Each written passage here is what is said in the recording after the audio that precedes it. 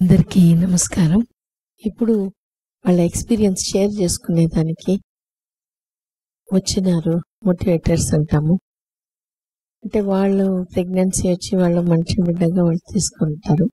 వాళ్ళు ఎక్స్‌పీరియన్స్‌ని, వాళ్ళ జర్నీని మనతో షేర్ చేసుకుంటారు. ఈ యూట్యూబ్‌లో కూడా పెడతాము. కానీ లైవ్‌గా మనం చూసినప్పుడు మనకది చాలా ఒక సంతోషం. ఎందుకంటే డైరెక్ట్‌గా ఫీలింగ్‌ని మనం షేర్ చేసుకుంటాం. వాళ్ళతో ట్యూన్ అయిపోతాం. ఇది చాలా చాలా ఇంపార్టెంట్. మనం వీడియోస్ చూడడం, వీళ్ళతో మాట్లాడడం. ఇప్పుడు వాళ్ళేందంటే వాళ్ళకి అందరికీ మనం థ్యాంక్స్ చెప్పుకోవాలి. ఎందుకంటే వాళ్ళ పని అయిన తర్వాత వాళ్ళు వెళ్ళిపోవచ్చు. కానీ మనతో వాళ్ళతో వాళ్ళ ఎక్స్‌పీరియన్స్ వాళ్ళకి ఇంకా పనికి రాదు. కానీ మనతో వాళ్ళు షేర్ చేసుకోవడం వల్ల మనకి ఆ కాన్ఫిడెన్స్. ఎందుకంటే మన చుట్టుపక్కల వాళ్ళందరూ తెలియకుండా నెగటివిటీ పెట్టేస్తారు. నీకు ఇన్ని సంవత్సరాలు అయిపోయింది, రాలా, ఇంత 30 దాటిపోయింది, ఇంకేం వస్తుంది, వస్తే ఈ పాటికి వచ్చేసి ఉండాలి కదా, నువ్వు పైగా ట్రీట్మెంట్ కూడా తీసుకుంటున్నావు, రావట్లేదంటే ఇది చాలా కష్టం అని వాళ్ళకి గట్టిగా వాళ్ళ పర్స్పెక్టివ్ నుంచి, వాళ్ళ యాంగిల్ నుంచి వాళ్ళు చెప్తారు. మనం అదే కరెక్ట్ ఏమో, అంతే కదా, వాళ్ళు చెప్పింది కరెక్ట్ అనుకొని మనం చాలా బాధపడి కాన్ఫిడెన్స్ లెవెల్ తగ్గిపోతుంది. డాక్టర్స్గా మేము శారీరక లోపం సరి చేస్తాం. దాని గురించి వాళ్ళకి ఏమీ తెలియదు. ఒక్కటే తెలుసు, వాళ్ళకి ఇప్పుడు వరకు రాలేదు. వాళ్ళేమంటారు, రెడీగా ఉంటుంది సమాజం. ఈ బిడ్డ లేకుండా ఉండే విషయంలో మాత్రం సమాజం ఒక స్టాండ్ ఏంటంటే, నీ బిడ్డ ఉంటే నువ్వు పాస్, నీకు బిడ్డ లేకపోతే నువ్వు ఫెయిల్. నువ్వు ఎంత చదువుకొని ఉండి, ఎంత పరపతి ఉండని, ఏమైనా ఉండని, నువ్వు ఫెయిల్. మనం దాన్ని తీసుకుంటున్నాం. మనం ఎప్పుడు తీసుకోకుండా పోతామో వాళ్ళకి చెప్పింది సగమే. వాళ్ళకు మన గురించి ఏం తెలియదు, మన రికార్డ్స్ గురించి ఏం తెలియదు, మన ప్రోగ్రెస్ గురించి తెలియదు. వాళ్ళ పర్సెప్షన్ కూడా తప్పే అనేది ఎప్పుడు మనం దాంట్లో నుంచి బయటకు వచ్చేస్తున్నామో అప్పుడు మనల్ని మనం ఒప్పుకుంటాం. మనం ఈజీగా కూడా మన బిడ్డని మనం తీసుకోగలుగుతాం. ఆ బాధ నుంచి బయటకు రావడానికి వీళ్ళ స్టోరీస్ మనకి హెల్ప్ అవుతుంది. వాళ్ళు మనలాగా బాధపడి ఉండొచ్చు, ఎక్కువ పడి ఉండొచ్చు, తక్కువ కూడా పడి ఉండొచ్చు. కానీ ఆ నిర్ణయం, ఆ డెసిషన్ తీసుకునేదానికి, ఆ బాధని వదిలిపెట్టి కాన్ఫిడెంట్ అయ్యేదానికి ఖచ్చితంగా వాళ్ళ ఎక్స్పీరియన్స్ మనకి హెల్ప్ అవుతుంది. ఈజీగా ఒక మెట్లో ఎక్కిపోయినట్టు. అందుకనే ఈ రోజు మనతో పద్మిని వాళ్ళ ఫాదర్ సీతారాం గారు తిరుపతిలో నుంచి వచ్చినారు. పద్మినికి ముందు శ్రావణి వాళ్ళ కోడలు కన్సీవ్ అయినారు, డెలివరీ అయినారు. ఇప్పుడు పద్మిని కూడా కన్సీవ్ అయింది. ఓం శ్రీమాత్రే నమః. ప్రథమంగా నన్ను ఈ కార్యక్రమానికి ఆహ్వానించినటువంటి డాక్టర్ భాస్కర్ గారు, అండాల్ మేడం గారికి ధన్యవాదాలు తెలుపుతున్నాను. అలాగే ఇక్కడ విచ్చేసినటువంటి ఆశావహులు. ఎందుకు ఆశావహులు అన్నానంటే, ప్రెగ్నెన్సీ రాలేదనేది ఒక డిసీజ్ కాదు. ఇది కేవలం శరీరంలో ఉండే చిన్న చిన్న సమస్యలు. అది మనిషిని అనుసరించి ఉంటుంది. దీనికి చాలా కారణాలు ఉన్నాయి. ఇవన్నీ చెప్పడం కూడా ఇక్కడ టైం సరిపోదు మనకి యాక్చువల్గా చెప్పాలంటే. ఇక నా వ్యక్తిగత అనుభవానికి వస్తే, అంటే నా కోడలు, తర్వాత నా కూతురు, ఇప్పుడు ఇంకొక ఆమె థర్డ్ పర్సన్ కూడా, she's getting ready for treatment, already entered. ఇక ఏమిటంటే, ఫస్ట్ నా కోడల విషయం తీసుకున్నప్పుడు ఆమెకు 7 years తర్వాత గర్భధారణ జరిగింది. ఫస్ట్ ఎక్కడో ట్రై చేశారు, అది ఎక్కడ కుదరలేదు. ఆ తర్వాత ఏం చేయాలా అని ఆలోచిస్తున్నప్పుడు ఈ ఊర్లోనే ఒక ప్రముఖ డాక్టర్, నా మిత్రుడు మేడం పేరు రికమెండ్ చేశారు. ఇప్పుడు నేను ఆయన అనుకోవాలి, ఎందుకంటే ఆయన గైడ్ చేయబడి నేను మేడం దగ్గరికి రావడం జరిగింది. అలాగే ఆ తర్వాత ఎంటర్ అయిన తర్వాత ట్రీట్మెంట్ స్టార్ట్ చేయడం. ఇక్కడ మేడం ట్రీట్మెంటు నేను అబ్జర్వ్ చేస్తూ వచ్చాను. నేను యాక్చువల్గా కూడా కొంత వైద్యపరంగా, అంటే అలోపతి కాకపోయినా కూడా ఆయుర్వేదిక్గా కొంత అవగాహన ఉండడం వల్ల నేను అబ్జర్వ్ చేస్తూ వచ్చినప్పుడు ఫస్ట్ మేడం ట్రీట్మెంటు ఇంట్లో మనము వాడే హౌస్ హోల్డ్ ఆర్టికల్స్, మెంతులు, జీలకర్ర, ఫ్లాక్స్, ఇట్లాంటి ఐటమ్స్. ఈ ఐటమ్స్ అన్నీ కూడా వాడుతుండటం అనేది అలోపతిలో చాలా రేర్. వస్తూనే ఏదో విటమిన్ ట్యాబ్లెట్స్ రాసి చేయడమో ఏదో చేస్తుంటారు. అలా కాకుండా ఇవన్నీ ఎందుకు అనుకుంటే, ఫస్ట్ టెస్ట్లో బాడీలో ఏమి లోపాలు ఉన్నాయి అని రెక్టిఫై చేయడానికి ఇదంతా బేసిక్గా అవసరమైన విషయాలు అనేది నాకు తెలుసు. అక్కడే నాకు కాన్ఫిడెన్స్ ఏర్పడింది. ఆ తర్వాత ప్రతి మనిషిలో కూడా 3 దోషాలు, 3 దోషాలు, వాత, పిత్త, కఫం, ఈ 3 కూడా సరిగ్గా బ్యాలెన్స్డ్గా లేకపోతే కూడా అది కూడా ఒక కారణం అవుతుంది ప్రెగ్నెన్సీ లేట్ అవ్వడానికి. ఇక రెండవది వచ్చి వంశపారంపర్యంగా కూడా డిలేడ్ ప్రెగ్నెన్సీ అనేది కూడా వస్తుంది. Of course that may not be for long time. 2-3 సంవత్సరాల తర్వాత ప్రెగ్నెన్సీ రావడం అనేది ఇదంతా కూడా ఒక అవగాహన ఉండే విషయం. సో ఇవన్నీ కూడా ఆలోచించిన తర్వాత నాకు అర్థమైంది ఏంటంటే, సో ఈ ట్రీట్మెంట్, వే ఆఫ్ ట్రీట్మెంట్ స్టార్టింగే నాకు ఇంప్రెసివ్గా ఉంది అనేసి ఒక భావన వచ్చింది. అటు తర్వాత ఇక్కడికి వచ్చేదానికి ముందు తిరుపతిలో నాకు ఒక ఫ్యామిలీ ఫ్రెండ్స్ ఉన్నారు, చాలా క్లోజ్ ఫ్యామిలీ ఫ్రెండ్స్, ఒక గైనకాలజిస్ట్. ఆవిడ దగ్గరికి వెళ్ళాను. వెళ్ళినప్పుడు ఆమె ఒక మాట అన్నారు, చూడండి అన్న, మనం డాక్టర్ దగ్గరికి పోవడం అనేది తప్పదన్నప్పుడు ఎవరైనా ఒక 2-3 చోట్ల ఎంక్వైరీ చేసుకునేసి మనకు ఎంక్వైరీలో ఎలాంటి విషయాలు తెలుసో దాన్ని బట్టి మనం వెళ్ళడం అనేది ఒకటి. రెండవది వచ్చి ఒక్కసారి ఎంటర్ అయిన తర్వాత మళ్ళీ వెనక్కి తిరిగి చూసుకోకూడదు. అంటే వెళ్ళేటప్పుడు ఫైనల్గా ఒక డెసిషన్ తీసుకునేసి లోపలికి అడుగుపెట్టే ముందు ఒక పాజిటివ్ థింకింగ్తో, ఇంతకుముందు చెప్పారు పాజిటివ్ థింకింగ్ అనేసి, పాజిటివ్ థింకింగ్తో మనం అడుగు పెట్టాలి. ఎందుకంటే నెగిటివ్ థింకింగ్ అనేది మొత్తం బాడీలో ఆలోచనలు అనేది అట్లాంటి వచ్చినాయంటే శరీరంలో చాలా ఇంబ్యాలెన్సింగ్ అనేది ఏర్పడుతుంది. ముఖ్యంగా హార్మోన్ ఇంబ్యాలెన్స్ అనేది మెడికల్గా జనరల్గా అవుతుంది. ఆ మాట అన్న తర్వాత సార్ నేను కూడా ఆలోచించాను. తర్వాత ఇక్కడికి రావడం జరిగింది. ఇక్కడ చూశాను. ఇప్పుడు నేను ఒక స్టేట్మెంట్ ఇస్తున్నా. ఏమిరా అంటే, ఇంకా 3 డాక్టర్లు 2 డాక్టర్లు చూడాల్సిన అవసరం లేదు. I can strongly recommend doctor Andal గారు. It is my personal opinion, not for anything. నా ఒపీనియన్ ఇది హోల్ హార్టెడ్గా చెప్తున్న స్టేట్మెంట్ ఇది. ఎందుకంటే ఫస్ట్ నేను 3 అనుభవాలని చెప్పాను. ఫస్ట్ మా పెద్ద కోడలు, ఆ అమ్మాయికి 7 years వరకు రాలేదు. సరే మేడం దగ్గరికి తీసుకొచ్చినప్పుడు ఏమీ లేదండి, తప్పకుండా ప్రెగ్నెన్సీ వస్తుంది, it's a matter of time అనేసి చెప్పడం జరిగింది. టైం ఎంత అనేసి కూడా మనం అడగలేదు, అడగాల్సిన అవసరం లేదు. ఎందుకంటే ఇది డాక్టర్లకు మాత్రమే తెలుస్తుంది. అలా అడగకూడదు. కాకపోతే మధ్య మధ్యలో ఏమి ఎట్లుంది కండిషన్ అని మాత్రం అడగచ్చు, అంతే, అంతకంటే ఇంకేం లేదు. ఇక అలా ట్రీట్మెంట్ జరిగిన తర్వాత మోర్ దాన్ an year అయింది. కాకపోతే ఒక మంచి మనవుడు పుట్టాడు. ఇప్పుడు 9th monthకి ఎంటర్ అయ్యాడు. That's a happy news from this hospital. ఒకటి. ఇటు తర్వాత నెక్స్ట్ మా అమ్మాయి విషయానికి వచ్చినప్పుడు ఆమెది కూడా డిలే, 5 years అయిపోయింది. She's at Hyderabad. సో హైదరాబాద్లో ఉండేటప్పుడు అక్కడ ఎవరో డాక్టర్కి చూపించారు. డాక్టర్కి చూపించినప్పుడు వాళ్ళు ఏదో 2 నెలలు 3 నెలలు ఏదో చూసిన తర్వాత అమ్మాయిని భయపెట్టే విధంగా ఏదో చెప్పేశారు. నీకు ఫాలోపిన్ ట్యూబ్ బాగలేదు, అది బాగలేదు, ఐవీఎఫ్ పో ఇట్లా అని చెప్పారు. ఆ అమ్మాయి ఏడుస్తూ ఫోన్ చేసింది, వద్దమ్మా నువ్వు ఇక్కడికి వచ్చేసి మేడం దగ్గరికి పో. మేడం దగ్గరికి వచ్చిన తర్వాత మొత్తం టోటల్గా రివర్స్ ఆన్సర్ వచ్చింది నాకు.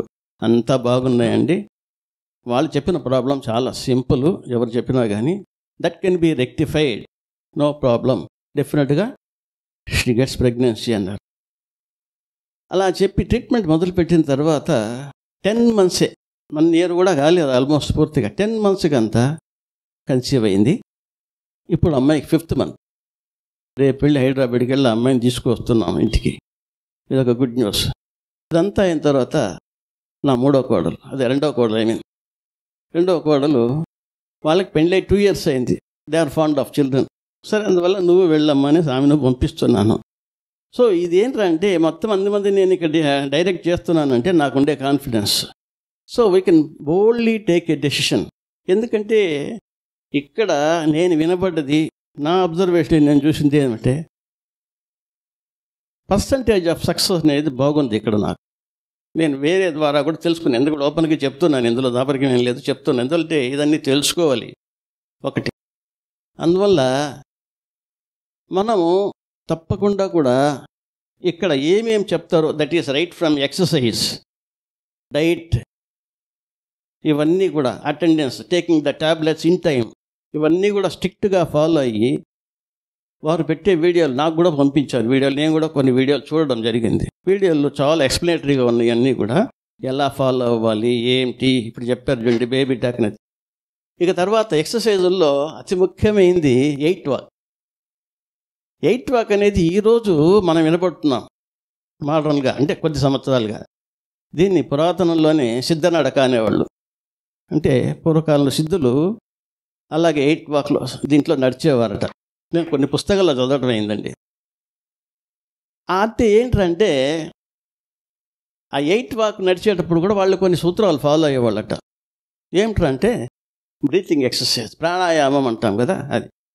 అంటే మనం లెఫ్ట్ సైడ్ పోయేటప్పుడు రైట్ నోస్ మూసుకొనేసి బ్రీతింగ్ పీల్చి ఎండ్ చేసేటప్పుడు అక్కడ ఎండ్ అవ్వడం, మళ్ళీ అట్లా 2 పద్ధతుల్లో పోవడం అనేది. సో ఇది పురాతనంగా ఉంది, దాన్ని ఆచరణలోకి తీసుకొచ్చారు. సో ఇవన్నీ కూడా combination of olden and motherly ఇదనమాట. తల్లి చేసే ఇదంటూ వైద్యం అంటారు, తల్లి వైద్యం అంటారు కదా. తల్లి వైద్యాన్ని అలోపతితో మిక్స్ చేసి వీటన్నిటినీ కంబైన్ చేసి ఒక పద్ధతి ప్రకారం చేసుకుంటూ వస్తున్నారు. నెక్స్ట్ ఇక్కడ డిసిప్లిన్. నా పెద్ద కోడలికి మెంటర్గా శైలజ గారు అని చెప్పేసి చాలా బాగా ఫాలో అప్ చేసుకునేవారు. అంటే ఎప్పుడు ఫోన్లో మాట్లాడినా కావాల్సిన అడ్వైస్ను మీడియేట్ చేసి డాక్టర్స్ దగ్గర కన్సల్ట్ చేసి ఇన్ఫామ్ చేయటము, డేట్స్ ఇన్ఫామ్ చేయటము, ఇలా ప్రతి ఒక్కటి. తర్వాత మా అమ్మాయికి జ్యోతి గారు. సో వీళ్ళిద్దరూ, వీరే కాకుండా అదర్ స్టాఫ్ మొత్తం కూడా, డాక్టర్లు అయితే ఏమి, మిగతా స్టాఫ్ అయితే నర్సింగ్ స్టాఫ్ అయితే ఏమి, రిసెప్షన్లో కానీ ఎక్కడ కూడా చాలా పద్ధతిగా చాలా గొప్పగా సర్వీస్ చేస్తూ సర్వీస్ ఓరియంటెడ్గానే చేస్తున్నారు. ఇది చాలా సంతోషము. నాకు తెలిసి ఈ చుట్టుపక్కల బాగా పద్ధతిగా మనకు అన్నీ అర్థమయ్యే రీతిలో ఎక్స్ప్లెయిన్ చేయడము, ఇలా మీటింగులు పెట్టుకోవడం, అఫ్కోర్స్ వేరే కొన్ని చోట్ల కూడా చేస్తుండొచ్చు, కానీ ఇక్కడ ఒక పద్ధతి ప్రకారం చేయటము, వీడియోలు ప్రొజెక్ట్ చేసి దాంట్లో అన్నీ ఎక్స్ప్లెయిన్ చేయడము, ఇవన్నీ కూడా చాలా పద్ధతి. ముఖ్యంగా దీనికి తల్లిదండ్రుల సహకారము, అత్తమామల సహకారం అనేది ఖచ్చితంగా ఉండాలి. ఇది లేని కేసులు కూడా చాలా ఉన్నాయి, నా దృష్టికి వచ్చినాయి. ఇవి లేకపోతే వాళ్ళకి మనసులో ఒక గిల్టీనెస్ ఉంటుంది. ఆ గిల్టీనెస్ కూడా వైద్యానికి పనిచేయదు, మళ్ళీ అది కూడా ఉంది. అందువల్ల నేను రిక్వెస్ట్ చేసేది ఏమిటంటే, ఇలాంటి సిచ్యువేషన్లో మామగారు కానీ అత్తగారు కానీ తల్లిదండ్రులు కానీ ఎవరైనా కూడా వారికి సహకరించి వాళ్ళని ప్రోత్సహిస్తే చాలా బాగుంటుంది అనేసి నా వ్యక్తిగత అభిప్రాయం. మా విషయానికి, పెద్దమ్మాయి విషయానికి, పెద్ద కోడలి విషయానికి తీసుకున్నప్పుడు మా వియంకుడు ఆ అమ్మాయి కన్సీవ్ అయ్యేదానికి ఒక 2 నెలల ముందు, బావగారు ఇప్పటికే 1 సంవత్సరం పైన అయిపోయింది, నేను తీసుకుపోయి అది చేయిస్తా ఇది చేయిస్తా నేను చెప్పా, నాకు నమ్మకం ఉంది, 2 నెలలు వెయిట్ చేయండి అన్న. అది ఎట్లా అన్నానో ఏమో నాకు తెలియదు, కానీ కరెక్ట్గా నెక్స్ట్ మంత్ అమ్మాయి ప్రెగ్నెంట్ అయింది. నిజంగా అద్భుతం. అంటే నా క్యాలిక్యులేషన్స్ నాకున్నాయి. అంటే బేసిక్గా నాకు కొంత అస్ట్రాలజీ నాలెడ్జ్ కూడా ఉంది. సో దాన్ని కంబైన్ చేసి నేను చూసుకున్నప్పుడు ప్రయత్నపూర్వక సంతానం అనేది ఒక రిజల్ట్స్ వచ్చింది నాకు. అలా రావడం అన్న తర్వాత, అంటే ప్రయత్నపూర్వకం అంటే 2 ఉన్నాయి ఇందులో. ఒకటి by taking medicines and by prayers.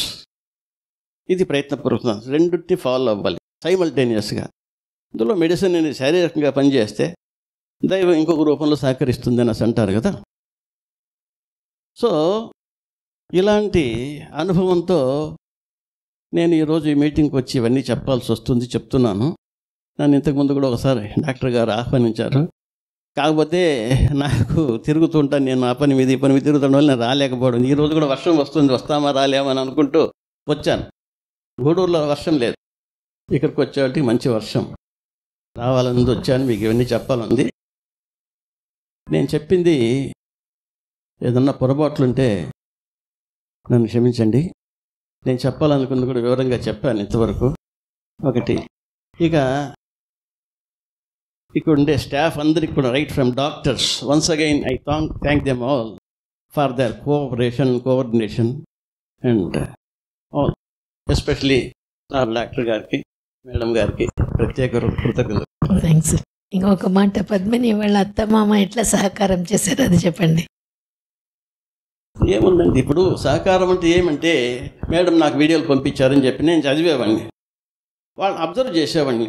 అంటే పెద్ద కోడల విషయాలు అంతగా చేయలేకపోయింది, ఎందుకంటే వాళ్ళు ఒక చోటు ఉన్నారు, నేను ఒక చోటు ఉండడం వల్ల అప్పుడప్పుడు నేను మాట్లాడేవాడిని. కూతురి విషయంలో దగ్గరే ఉండడం వల్ల నేను ఆ అమ్మాయికి చెప్పేవాడిని, ఇలా చేయాలి, ఇలా చేయాలి, పలానా వీడియోలో చెప్పారు, ఇలా చేసావా, అలా చేసావా అనేసి అన్నీ అడిగేవాడిని, ఫాలో అప్ చేసుకున్నాండి.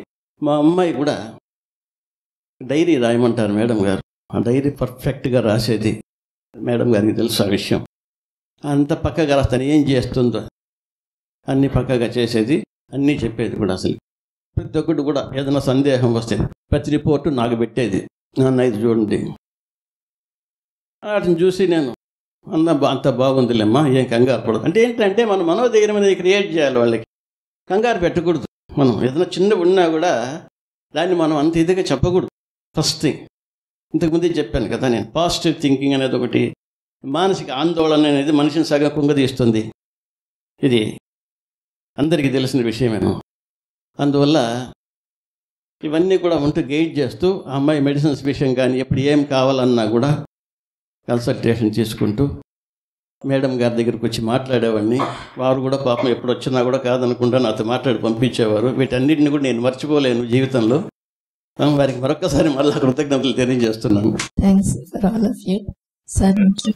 మాట్లాడినప్పుడు 2 విషయాలు చెప్పారు.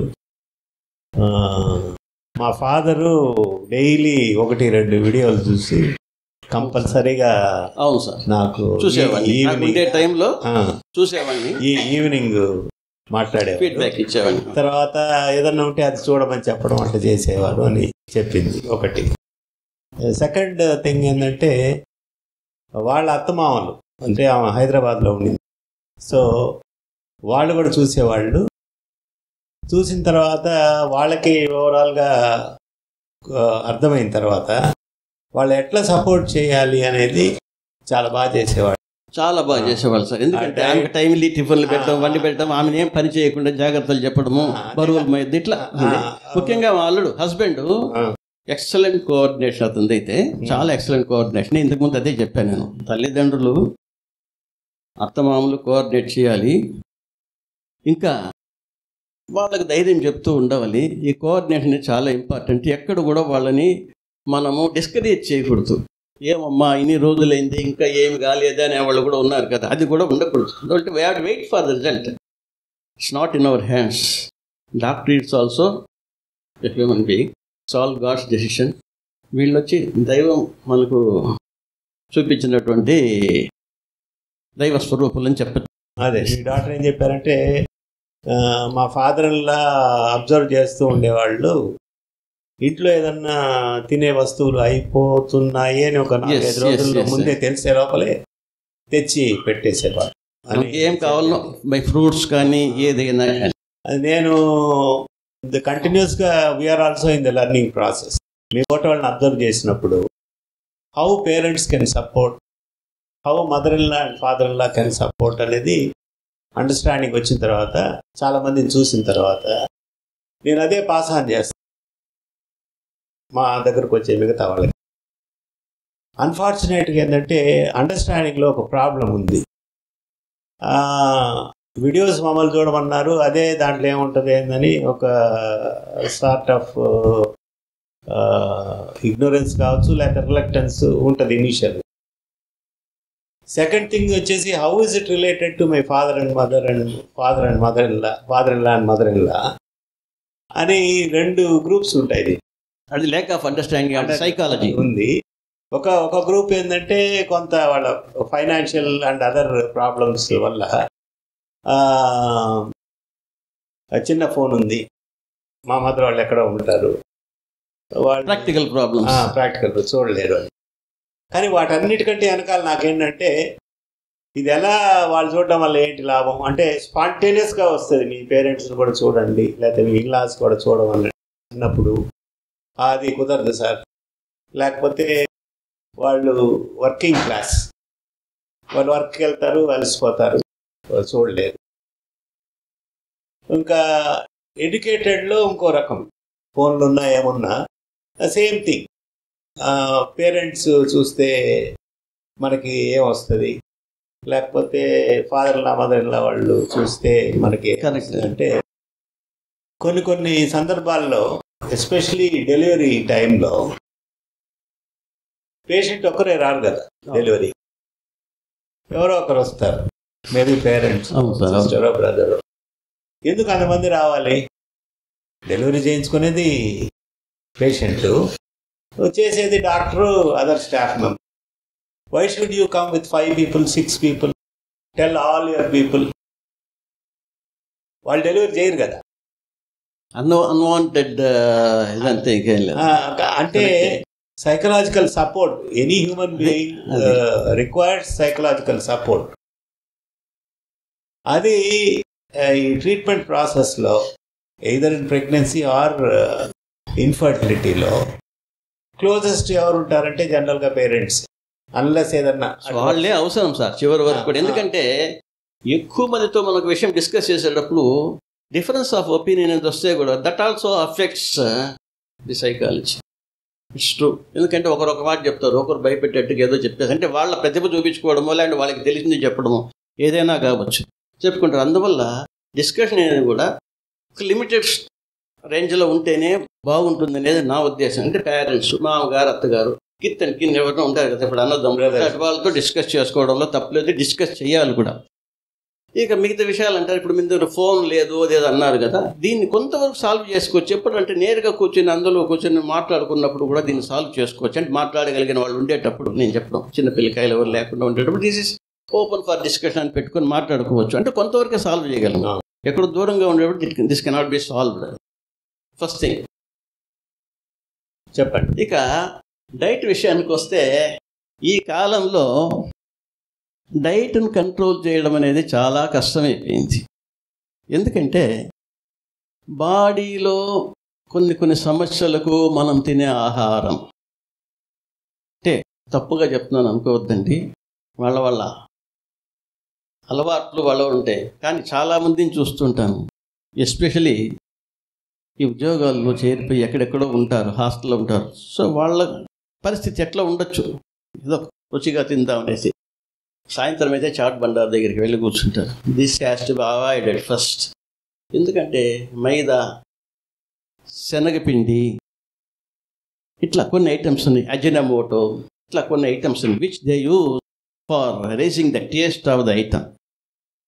ఇవి హామ్ చేస్తాయని వాళ్ళకు తెలిసినా కూడా వాళ్ళు మళ్ళీ చూసుకుందాంలే అని ఒక నెగ్లిజెన్స్ అనేది కూడా కొన్ని మందిలో ఉండొచ్చు.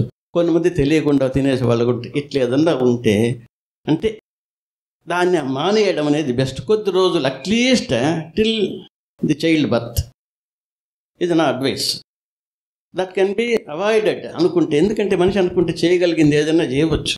కానీ అక్కడికి వచ్చే వాళ్ళకి ఏం రా అంటే జీవచాపల్యం అనేది లాక్కుపోతుంది వని దగ్గర. ఇది కొంచెం కంట్రోల్ చేసుకోవాలి. ఆహారపు అలవాట్లు అనేసి అంటే జనరల్గా చెప్తాను, అంటే హెల్తీ ఫుడ్ అంటే ఏంటి? ఇప్పుడు నేను ఇంతకుముందు చెప్పాను, త్రిదోషాలు అని చెప్పాను. త్రిదోషాలు అంటే వాత పిత్త కప్పని. కూరగాయల్లో కూడా కొన్ని దోషాలను కలిగజేసేటివి ఉన్నాయి. అలాంటివి ఏదన్నా ఉంటే కొద్ది రోజులు పక్కన పెట్టాలి. ఉల్లగడ్డ, ఇట్లా గడ్డ దినుసులు కొన్ని గ్యాస్ని క్రియేట్ చేస్తాయి, శనగపిండి గ్యాస్ని క్రియేట్ చేసేసి ఇట్లా కొన్ని ఉన్నాయి. ఇదన్నీ కూడా అంటే అట్లా పూర్తిగా తినకూడదని కూడా చెప్పను నేను. ఏదో 4 తినే చోట ఒకటి ఎప్పుడైనా రేర్గా తినడంలో తప్పులేదు. ఎందుకంటే మనం మరీ అంత రిస్ట్రిక్ట్గా ఉంటే కూడా కొంచెం ఇబ్బందికరంగా ఉండొచ్చు. ఇవన్నీ కూడా ఫాలో అయితే చాలా బాగుంటుంది. ఇది ఒక నా అడ్వైస్ మాత్రమే అండి. ఏది కూడా నా మనసులో ఉండే ఆలోచనలు మాత్రమే ఇక్కడ చెప్తున్నాను. దీన్ని వ్యతిరేకంగా ఎవరు తీసుకోవద్దండి.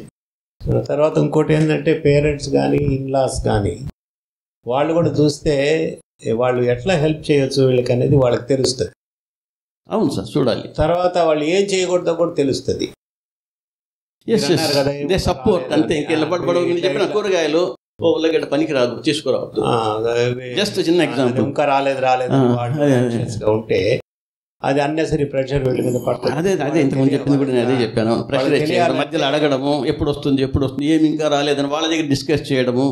పేషెంట్స్ దగ్గర ఎవరు కూడా డిస్కస్ చేయకూడదు. నేను చెప్పేది ఇట్లాంటి ఏదైనా ఉంటే పర్సనల్గా డాక్టర్ దగ్గర మాట ఏంటి పరిస్థితి కనుక్కోవడంలో తప్పులేదు, కానీ వాళ్ళ దగ్గర డిస్కస్ చేస్తే వాళ్ళకి ఏమిటంటే మన నుంచి వీళ్ళందరూ ఎంత ఆలోచించి ఇంత టెన్షన్ టెన్షన్ పెడుతున్నారు అనేది కూడా వస్తుంది అసలు.